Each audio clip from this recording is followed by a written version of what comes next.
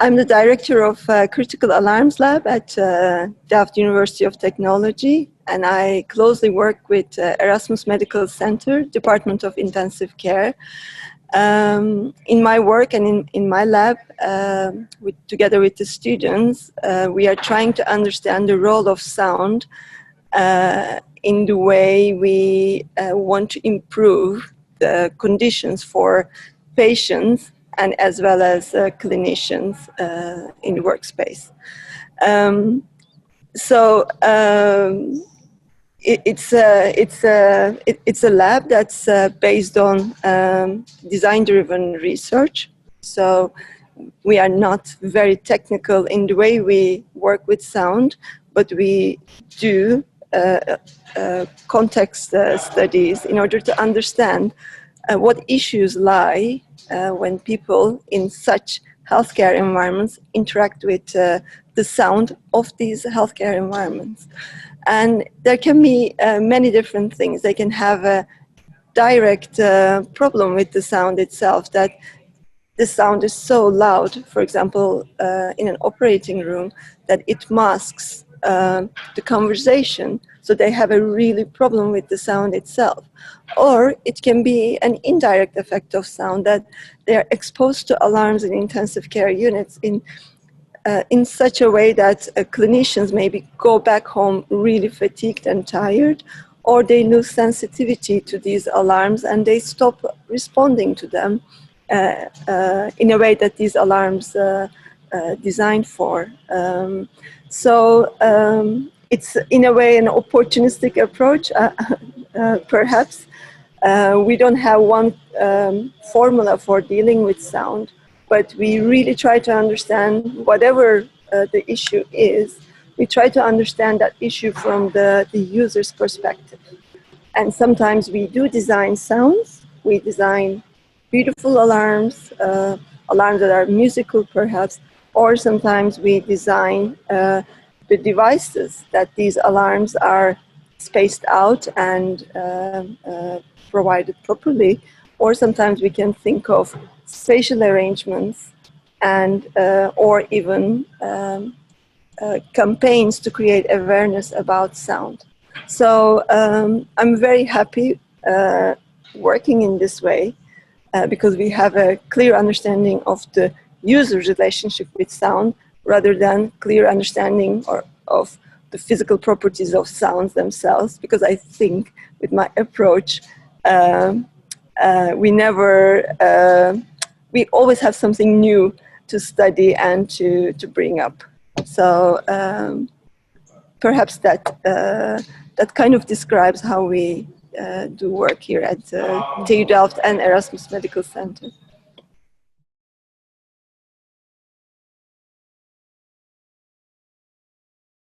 Both healthcare and actually mobility are two main domains in which we design sounds for.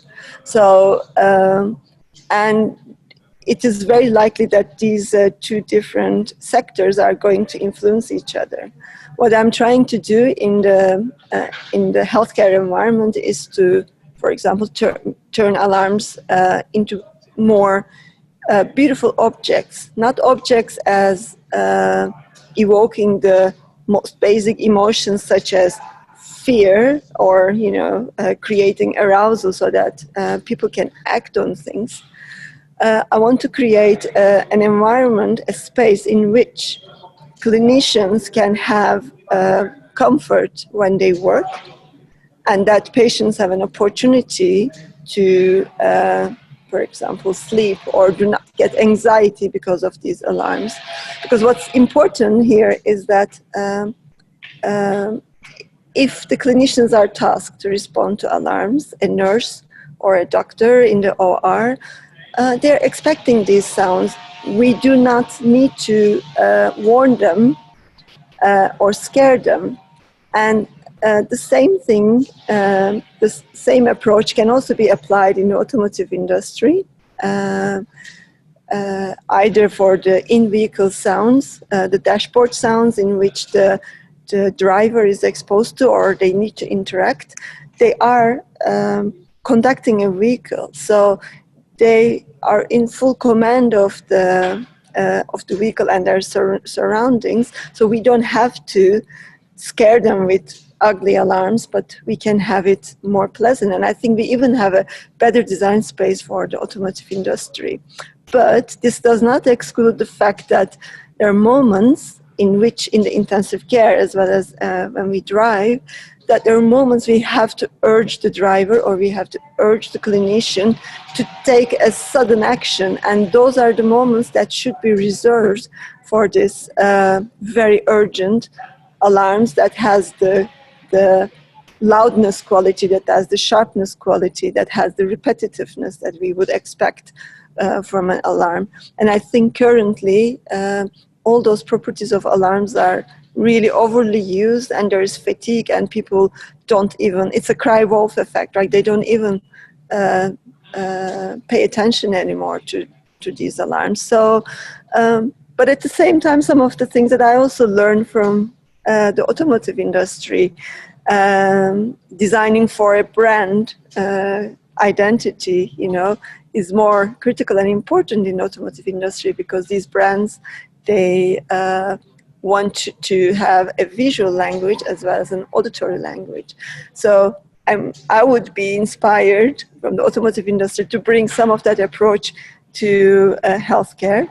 As a matter of fact, the way my research evolved was also similar to that I designed together with a team of students, designed sounds for Toyota Motors Europe for their dashboard, for their electrical vehicles. And it was beautiful to understand that and that environment and its requirements. Now we are designing alarms for healthcare. So whatever I learned from the automotive industry is definitely put into action for healthcare. But I like to think that we go full circle and also inspire automotive industry or other industries for that matter.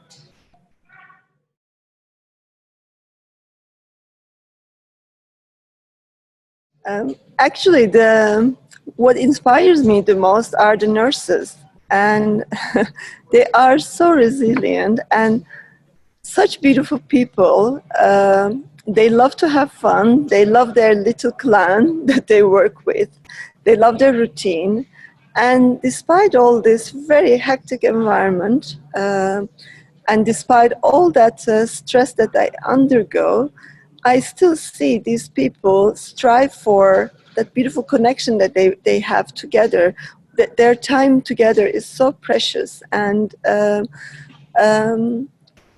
for me as users, it's very interesting to design, you know, for people in the workspace that although they have a serious job, but in between, when they have those little breaks, they make the most out of it. They're always joking with each other, or with me sometimes, because I put sensors in the intensive care units. And we started to have this funny dialogues that as soon as they see me or I show up, they say, "Oh, we are keeping quiet," and they are always joking around with these sensors that actually it wasn't them who were talking so loud, it must have been someone else. And so it's a very, very lively environment that that I work for, and I really, really appreciate it.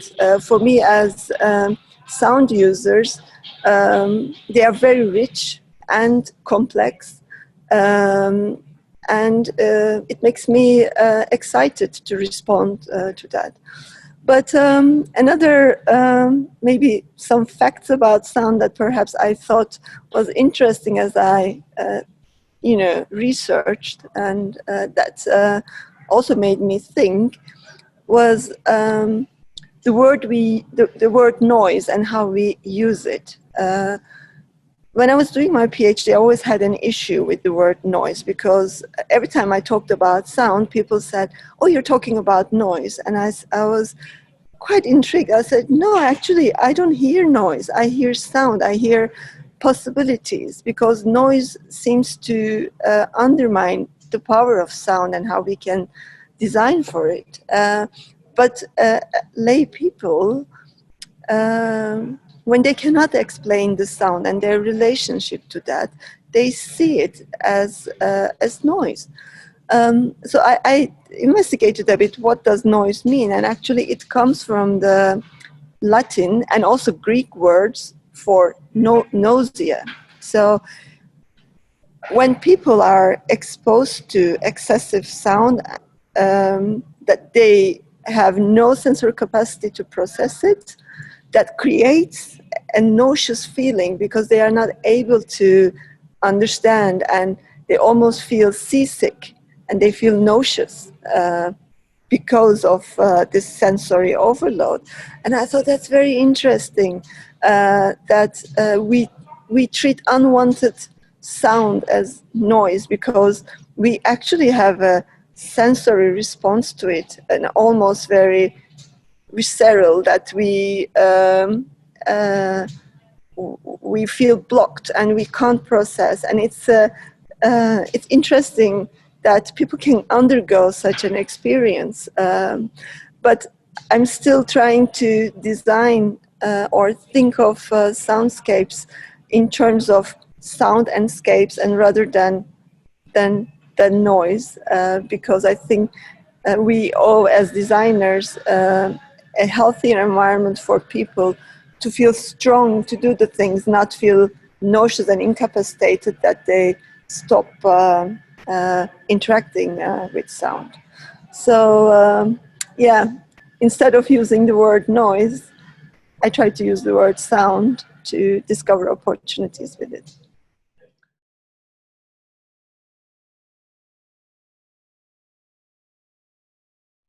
I think that might be a possibility. In my lab, we worked on the concept care tunes.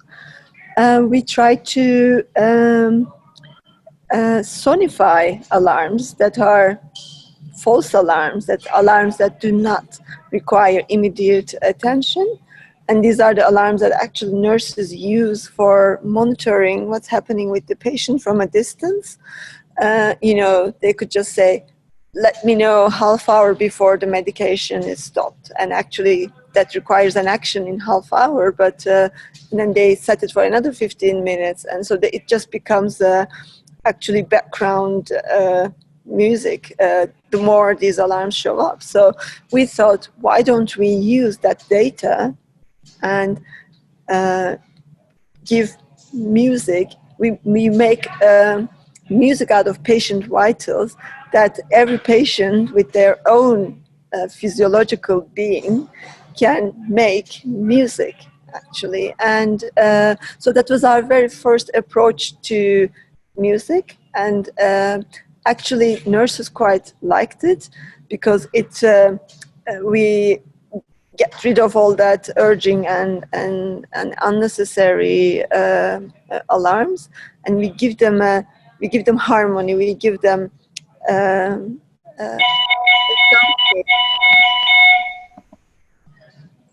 soundscape, a background for it.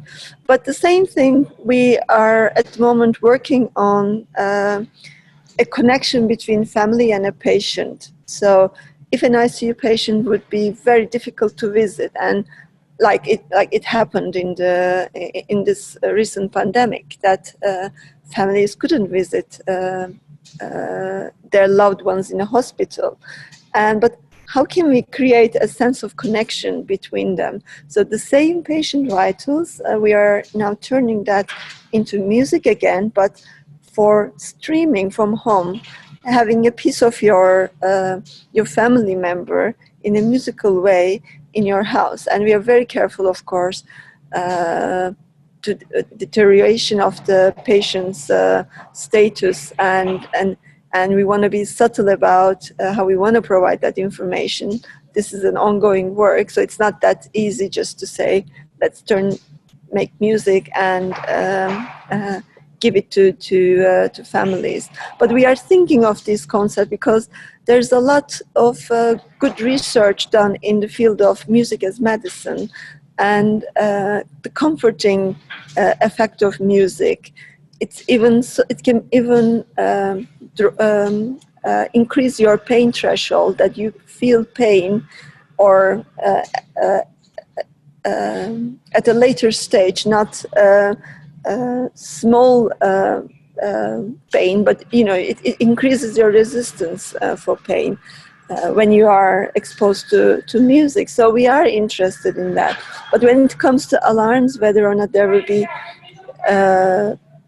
personal approach to it, the way we use the mobile phones, maybe if we understand that there are different genres in music, and that we use because data can turn into music, that's possible, but what genre of music is acceptable is another question. So those are also other topics that we looked into when we were designing care tunes.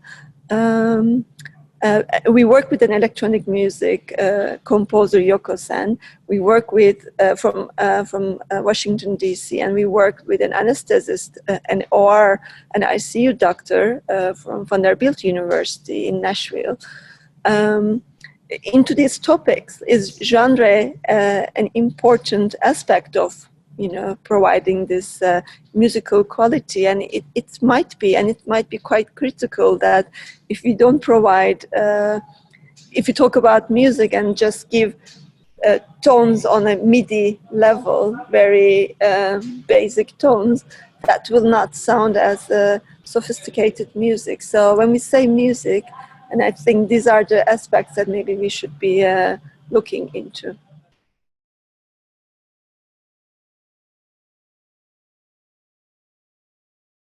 I think my dream is to be able to shape soundscapes. It is very challenging, because when we want to shape the sound of a product, we have a single product, and that product can be designed because it's small and it is manageable. When we talk about soundscapes, we talk about people that are organic, that are unpredictable. We talk about architecture that's predefined and it's hard to change. We talk about clinical protocols and procedures, right, that can change, but it has a difficult part to it because it's based on a routine, healthcare especially, and we have all these devices that we use. So how can you shape the sound of this environment, and from whose perspective? Are you taking the patient's perspective? Are you taking the clinician's perspective? So in order to understand all the complexity of soundscapes, I think it would be great to put sensors in this environment, smart sensors that can categorize the sounds as they happen and give us a rich account of what's happening in that space. And to understand further how they happen, when do these sound events occur, and can we predict them?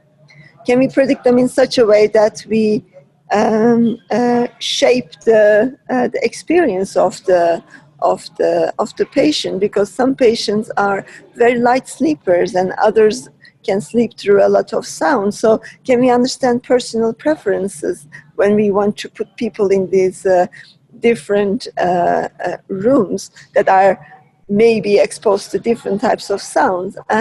So I would like to have artificial intelligence embedded, machine learning embedded, sensor systems, but at the same time to relate all this to routines and protocols and architectural layout and the quality of this, the healthcare devices and how they produce sound, whether or not we can shape them and change them and give a good account of how those very disconnected entities come together in a space and shape the sound, and then whether or not we can modify it would be my dream that I would like to do in the next maybe 5 years.